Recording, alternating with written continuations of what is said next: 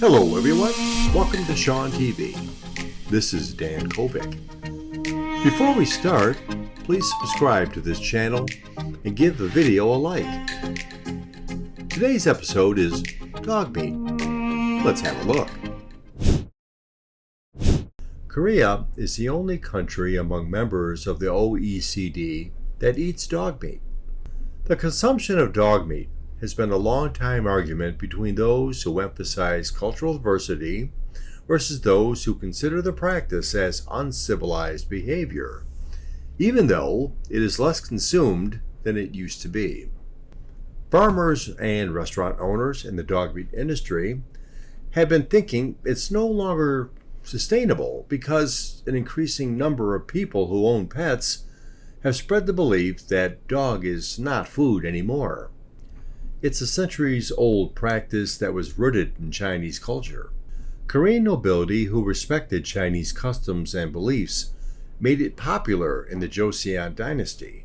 Practically, dogs are useless in agricultural society except as food and were an easy way to get protein. Also, dogs multiply quickly without specific feeding compared to livestock such as cows, lambs, and chickens.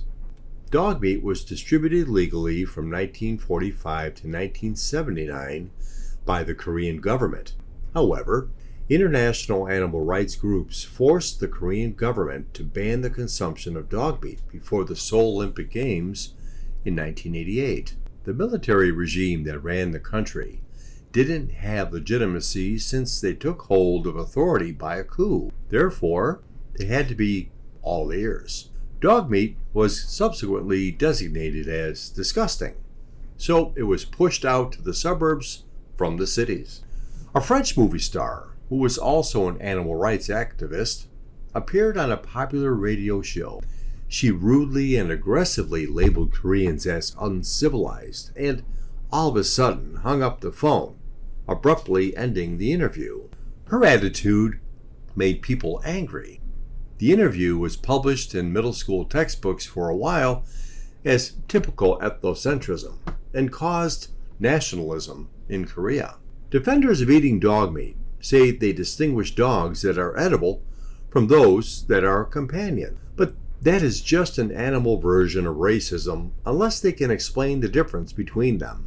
A dog is a dog. I believe that distinguishing dogs by their usage is uncivilized.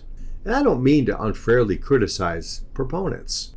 The government's action took away their occupation in order to enhance Korea's position in the world. At least for now, farmers and restaurant owners still have 3 years to find alternative sources of employment and income, since the legislation will not take effect until 2027.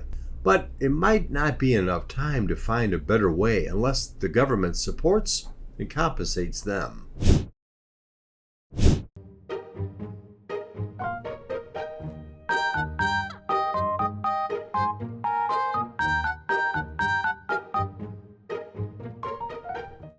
Thank you for watching today.